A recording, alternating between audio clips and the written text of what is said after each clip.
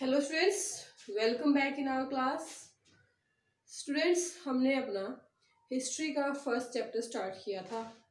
बहुत सारे टॉपिक हमने कंप्लीट कर लिए थे। आज का जो हमारा टॉपिक रहेगा, making of Germany and Italy. इससे पहले हम पिछली घटनाओं को कोरिलेट करवाते हैं। हमने क्या देखा था? 1848, जो 1848 का जो टाइम पीरियड था, उस टाइम पे क्या होता है कि यूरोप के अंदर जो लिबरल्स थे उन्होंने रिवॉल्यूशन स्टार्ट कर दी थी। कई जगह पे जो है बहुत सारे जो पुअर पीजेंट्स थे, वर्कर्स थे और जो अनएम्प्लॉयड पीपल थे, उन्होंने भी जो है रिवॉल्यूशन स्टार्ट कर रखी थी, क्योंकि वो भी काफ़ी परेशान थे। जनसंख्या बढ़ रही थी, रेट काफ़ी बढ़ रहे थे हर चीज़ के। तो यहाँ पे बहुत सारे लोग जो है परेशान थे। उनमें कौन आएंगे? जो पुअर्स पीपल थे, जैसे कि जो वर्कर थे, ट्रेड और जो पीजेंट्स थे और जो अनएम्प्लॉयड पीपल थे वहाँ पे।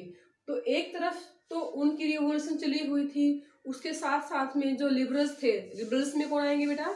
जो न्यू मिडिल क्लास थी, जिसके अंदर जो प्रोफेशनल, जो टीचर्स और जो ट्रेडर, बिजनेसमैन थे, उन्होंने भी जो है साथ साथ में रिवॉल्यूशन स्टार्ट कर दी थी।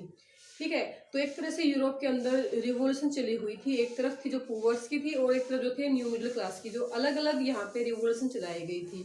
तो यहाँ पे क्या बताया गया है इसके अंदर कि अगर हम फ्रांस की बात करते हैं तो 1848 में जो फ्रांस का जो राजा था, उस टाइम पे जो फ्रांस का जो मोनार्की सिस्टम था वो एब्डिकेट हो जाता है। मतलब क्या है कि जो फ्रांस का जो राजा था उसको हटा दिया गया था और फ्रांस के अंदर एक रिपब्लिक गवर्नमेंट और यूनिवर्सल एडल्ट फ्रेंचाइज लेके आते हैं, मेल सरफेस लेके आते हैं फ्रांस के अंदर। तो ये जो घटना है फ्रांस की, कि कैसे फ्रांस के अंदर रिपब्लिक गवर्नमेंट बनाई जाती है, कैसे राजा ने एब्डिकेट कर दिया और कैसे वहाँ पे यूनिवर्सल मेल फ्रेंचाइज सरफेस वहाँ पे आ जाता है। तो ये घटनाएं यूरोप के जो दूसरे देश थे, जैसे कि इटली है, जर्मनी है और पोलैंड, हंगरी, यहाँ पे भी जो है इन घटनाओं के बारे में या ये घटनाएं जो है, जो फ्रांस से जो घटना थी, आसपास की जो दूसरी कंट्री थी वहाँ पे फैलने लग जाती है। तो वहाँ पे जब फैलेंगी तो क्या है, जो मैन वुमेन थे, जो लिबरल और मिडिल क्लास से बिलोंग करते थे, उन्होंने भी क्या किया कि उन्होंने भी जो है अपने देश में स्ट्रगल किया। किसके लिए? फ्रीडम के लिए, कि लोगों को फ्रीडम दी जाए, प्रेस को फ्रीडम दी जाए और जो है लोगों को राइट ऑफ वोट दिया जाए, इसके लिए वहाँ पे स्ट्रगल की जाती है। फिर यहाँ पे जर्मनी के बारे में बताया गया था कि जर्मनी के अंदर क्या होता है कि जर्मनी के अंदर भी न्यू मिडिल क्लास थी। ठीक है, तो वहाँ पे भी जो है स्ट्रगल किया गया था। किसके लिए? एक मोनार्क सिस्टम को खत्म करने के लिए और रिपब्लिक गवर्नमेंट बनाने के लिए। तो 831 जो पीपल थे, उन्होंने क्या एक असेंबली बनाई और जो फ्रैंकफर्ट, जो जर्मनी के अंदर एक जगह है, वहाँ पे चर्च के अंदर जो है वो असेंबली इकट्ठी होती है और वहाँ पे जो जर्मनी का जो राजा थे, कौन थे बेटा उस टाइम पे? King William fourth, Frederick William fourth थे। उनको कॉन्स्टिट्यूशनल मोनार्क बनाने की यहाँ पे बात की जाती है, परंतु राजा ने उन लोगों का साथ नहीं दिया और राजा उन लोगों के साथ शामिल हो जाता है जो कि लिबरल्स के खिलाफ थे। तो यहाँ पे क्या होता है कि 1848 में जो रिवॉल्यूशन स्टार्ट हुई थी यूरोप के अंदर, जर्मनी के अंदर, वो सक्सेसफुल नहीं हो पाती है और राजाओं ने क्या किया था कि जो लिबरल्स थे उनको दबा दिया था। ठीक है, तो यहाँ तक का हमने डिस्कस किया था। आगे क्या था इसके अंदर? जो औरतें हैं उन्होंने क्या कि उन्होंने भी हर एक मूवमेंट के अंदर बढ़ चढ़ कर भाग लिया, परंतु औरतों को राइट ऑफ वोट नहीं दिया गया था। ये हम पहले भी पढ़ चुके हैं। वुमेन हैड फॉर्म देयर, फिर क्या किया औरतों ने? क्या किया? Form their own political association, बनाना स्टार्ट कर दिया। Funded newspaper and take part in the public meeting and demonstration. क्या किया उन्होंने? पब्लिक मीटिंग में भाग लेना स्टार्ट कर दिया, प्रदर्शनों में भाग लेना स्टार्ट कर दिया। Despite this they were denied, परंतु फिर भी जो है उनको सरफेस राइट का मतलब क्या होता है? राइट ऑफ वोट से उनको वंचित रहना पड़ता है ड्यूरिंग द इलेक्शन असेंबली, जब जर्मनी के अंदर बनाई जाती है। व्हेन द फ्रैंकफर्ट पार्लियामेंट, जब फ्रैंकफर्ट पार्लियामेंट कहाँ पे थी? जर्मनी के अंदर। और असेंबली की जो मीटिंग होती है फ्रैंकफर्ट के अंदर, जो कि एक चर्च के अंदर हेल्ड इन द चर्च, जो मीटिंग चर्च में हुई थी, सेंट पॉल चर्च के अंदर हुई थी, वहां पे जो औरतें थी वो एक मूक दर्शक का काम किया उन्होंने, या वे क्या कहेंगे कि वो उनका उस असेंबली के अंदर कोई ज्यादा रोल नहीं था, बस वो खड़े होके एक दर्शक की तरह देखती रहती हैं। अब क्या कहा गया इसके अंदर, though the conservative forces were able to suppress the liberals movement, हालांकि जो कंजर्वेटिव थे, जो राजा थे वहां पे, उन्होंने जो लिबरल्स के मूवमेंट थे उनको दबा दिया था 1848 में। They could not restore the old order, परंतु फिर भी वो पुराने वाली बात जो है, जो पुराने वाली जो पावर थी वो अच्छे से इस्टेब्लिश नहीं कर पाए थे। Monarch were beginning to realise that, अब जो राजा थे उनको ये फील होने लग गया था that the cycle of the revolution and the repression could only be ended by the granting of concession of the liberal national revolutionaries। अब राजाओं को लगने लगा था कि जो ये क्रांतिकारी हैं ये ये चुप बैठने वालों में से नहीं है, ये बार बार फिर से जो है रिवॉल्यूशन करेंगे, और ये इस सिचुएशन से छुटकारा पाने के लिए एक ही सॉल्यूशन है, क्या कि लिबरल्स जो थे उनको कुछ कंसेशन दिया जाए, कुछ छूट दे दी जाए। देखो भाई, राजा एक तो अपने आप से ये कहे कि हाँ भाई आप रूल कर सकते हो, हमने अपने आप अपना जो सत्ता है वो वापस, या अपने अधिकार को खत्म कर देता है या अपने पद को खत्म कर देता है, वो बात अलग होती है, या उससे जबरदस्ती जो है, जो रिवॉल्यूशनरीज थे वहां पे, जो लिबरल्स थे, वो जबरदस्ती उसको उसके पद को छुड़वाते, इससे अच्छा है कि उसने खुद से ही त्याग पत्र वहां पे दे दिया था। ठीक है, ऐसा ही होता है, जो बड़े बड़े जो पोस्ट होती हैं वो चाहते हैं कि जनता जो है उनको उससे ना हटाए, वो खुद ही वहां से इस्तीफा दे दें। तो एक तरह से जो राजा थे उस टाइम पे उनको लगने लगा था कि अब ये रिवॉल्यूशनरीज थे, अब ये जो है आप मतलब अब ये कंट्रोल में आने वाले नहीं हैं, ये बार बार जो रिवॉल्यूशन करेंगे और हमें जबरदस्ती यहाँ से हटाएंगे। हालांकि इस बार तो जो कंजर्वेटिव थे उन्होंने उनको सरप्रेस कर दिया था, परंतु फिर भी राजाओं को फील होने लग गया था कि आपकी आपकी जो पोस्ट है, आपकी जो राजगद्दी है वो खतरे में है, इसीलिए उन्होंने खुशी खुशी जो है अपना जो पद था वो छोड़ दिया था। 1848 the autocratic monarchy, hence in the year of 1848 the autocratic monarchy of Central Europe and Eastern Europe began to introduce the change that had already taken place in the Western Europe before the 1815। अगर बात करते हैं हम Europe continent की, तो Europe में क्या था, जो सेंट्रल की बात करेंगे और ईस्टर्न की, तो यहाँ पे तो 1848 के बाद जो है मोनार्की थे उन्होंने यहाँ पे चेंजेस करने के लिए मान लिया था, जबकि जो हम बात करेंगे यहाँ पे ईस्टर्न यूरोप की बात करेंगे, वेस्टर्न यूरोप की, तो यहाँ पे जो है बदलाव आने शुरू हो गए थे कब, 1815 के बाद ही यहाँ पे बदलाव शुरू हो चुके थे। The serfdom and the bounded labour were abolished, जो सफरडम था और जो बाउंडेड लेबर था उसको खत्म कर दिया गया था, एक तरह से सामंतवादी व्यवस्था को खत्म कर दिया था, और जो बंधुआ मजदूरी थी उसको खत्म कर दिया गया था यूरोप के अंदर से। हैब्सबर्ग डोमिनियन एंड रशियन, कहाँ पे, जहाँ पे हैब्सबर्ग का राज्य था और जहाँ पे रशिया का राज्य का साम्राज्य था, वहां से सैफरडम और बाउंडेड लेबर को खत्म कर दिया था। Habsburg ruler granted more autonomy to the Hungarian in 1867। अब देखते हैं जो हैब्सबर्ग साम्राज्य था उन्होंने क्या था, उनका कब्जा था हंगरियन के ऊपर, हंगरी एक कंट्री था वहां पे। 1867 में जो है उनको काफी सारी छूट दे दी गई थी, काफी सारी स्वतंत्रताएं प्रदान कर दी थी। आज का जो हमारा टॉपिक है, अब हम इसमें अच्छे से पढ़ेंगे कि जर्मनी का यूनिफिकेशन कैसे किया गया था। तो making of Germany and Italy इस लेसन में हम पढ़ने वाले हैं।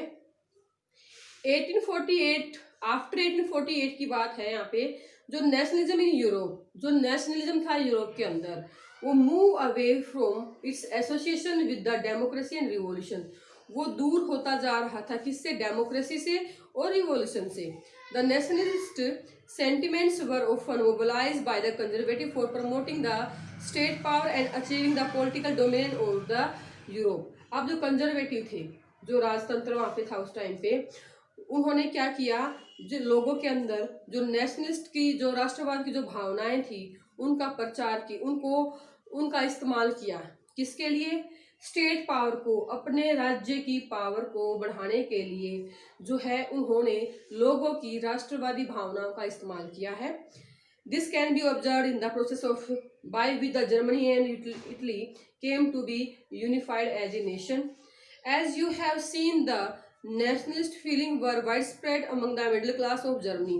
जैसा कि हमें पता है कि जो नेशनलिज्म मतलब राष्ट्रवाद की जो भावनाएं थी वो जो है मिडिल क्लास के जो लोग थे जर्मनी के अंदर उनके अंदर कूट कूट के भरी हुई थी. Who in 1848 tried to unite the different region of the Germany confederation into the nation state. तो उन मिडिल क्लास के लोगों ने क्या किया, जो जर्मन एम्पायर था उस टाइम पे वो अलग अलग टुकड़ों में बटा हुआ था, उसको एक करने के लिए यहाँ पे काम किया जाता है. जर्मन कन्फेडरेशन का मतलब जो अलग अलग जर्मनी जो था वो अलग अलग संघों में बटा हुआ था, उसके ऊपर अलग अलग पावर्स का कब्जा था. Govern by the elected parliament, और वहां पे जो है इलेक्टेड पार्लियामेंट लेके आए. This liberals initiative to nation building was however represented by the combined force of monarchy and military supported by the large landowners of Persia.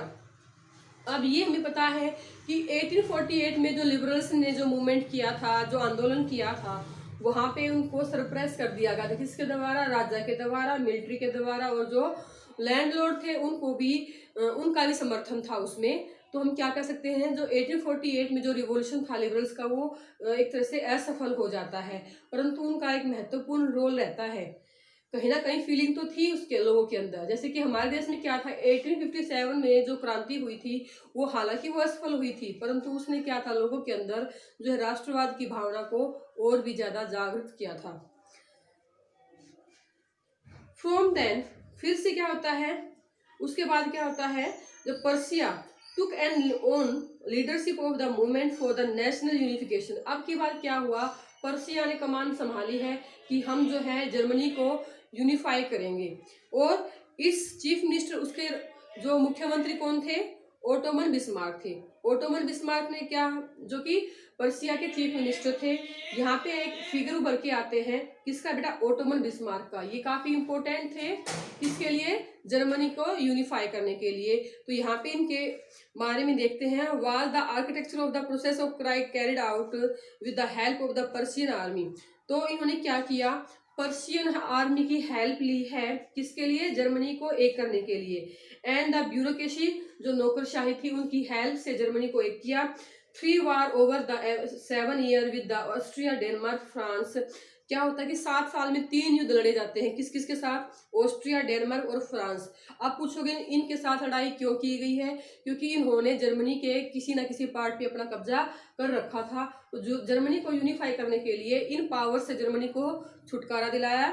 And ended in the Persian victory and completed the process of unification. और फिर क्या होता है, अंत में Persia की जीत होती है और complete the process of unification. और जो यूनिफिकेशन की जो प्रोसेस थी वो कंप्लीट हो जाती है.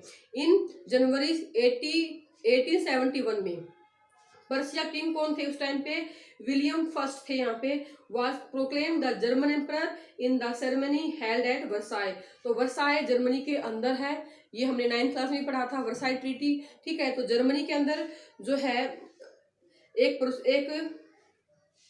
सेरेमनी का मतलब एक सम्मेलन समारोह हुआ था. उसमें क्या है कि जो पर्शिया का जो राजा था उसको जर्मन एम्परर का दर्जा दे दिया गया, कि पर्शिया के राजा को जर्मनी का राजा, पूरी जर्मनी, ठीक है, का राजा बना दिया गया. On the bitterly cold morning of the 18 जनवरी. अब बात है 18 जनवरी 1817 की. असेंबली जो थी, एक assembly comprising the princess of the German states. उस टाइम पे जितने जर्मन स्टेट्स थे उन सभी के प्रिंसेस को शामिल किया गया. रिप्रेजेंटेटिव ऑफ आर्मी को शामिल किया गया, जितने भी आर्मी के बड़े बड़े लीडर्स थे उनको शामिल किया गया. इंपोर्टेंट पर्शियन मिनिस्टर्स को शामिल किया गया, और including the chief minister Ottoman Bismarck भी शामिल थे. एक समारोह होता है कहाँ पे, hall of mirror in the palace of Versailles. Versailles के अंदर एक हॉल था, शीश महल. मिरर मतलब शीशों का एक महल था वर्साई के अंदर. To proclaim the new German empire headed the by Kaiser William first of Persia. तो यहाँ पे क्या है, एक सम्मेलन हुआ था जिसमें जो सभी जो प्रिंसेस थे उनको, दूसरे जर्मनी के जो दूसरे स्टेट्स थे उनके प्रिंसेस को शामिल किया गया, आर्मी के बड़े बड़े हेड थे उनको शामिल किया गया, ब्यूरोक्रेसी के मेंबर को लेके आए और इम्पोर्टेंट जो मिनिस्टर्स थे उनको लेके आए। तो यहाँ पे जो सम्मेलन था वो वर्साई के अंदर जो है मिरर ऑफ पैलेस के अंदर होता है। और यहाँ पे क्या है, जो केसर विलियम फर्स्ट है उसको पर्सिया का राजा proclaim the new German empire, जो जर्मनी का जो नया एम्पायर था, राजा था, जिसके हेड कौन थे, केसर विलियम फर्स्ट वो पर्सिया के राजा को जर्मनी का राजा बना दिया गया। अब यहाँ पे क्या होता है कि the new state place a strong, जो नया राज्य बना है जर्मनी जो है एक अब नेशन स्टेट में बदल गया। जर्मनी जिसके ऊपर अलग अलग पावर का कब्जा था अब वो एक नेशन स्टेट बन जाता है। और जो new states placed a strong emphasise on the modernising the currency. अब उन्होंने क्या किया, अपनी करेंसी को मॉडर्न किया, banking, legal and the judicial system in Germany, इन सभी की तरफ ध्यान दिया। उन्होंने अपनी बैंकिंग और लीगल जो कानून व्यवस्था को ठीक किया, बैंकिंग को, जुडिशियल सिस्टम को इम्प्रूव किया। Persian measures and the practice often become a model for the rest of Germany. और जो ये पर्सियन मेजरमेंट्स थे ये पूरी जर्मनी के लिए एक मॉडल का रूप, एक मॉडल बन के रह गए। तो यहाँ पे हमने देखा कि जर्मनी का यूनिफिकेशन हो जाता है। ये वीडियो बेटा इतनी है, इसमें अगली वीडियो में हम करेंगे, अगली जो वीडियो होगी उसमें हम करेंगे इटली का यूनिफिकेशन कैसे होता है, इसको अच्छे से पढ़ेंगे और नोट्स बनाएंगे। Thank you.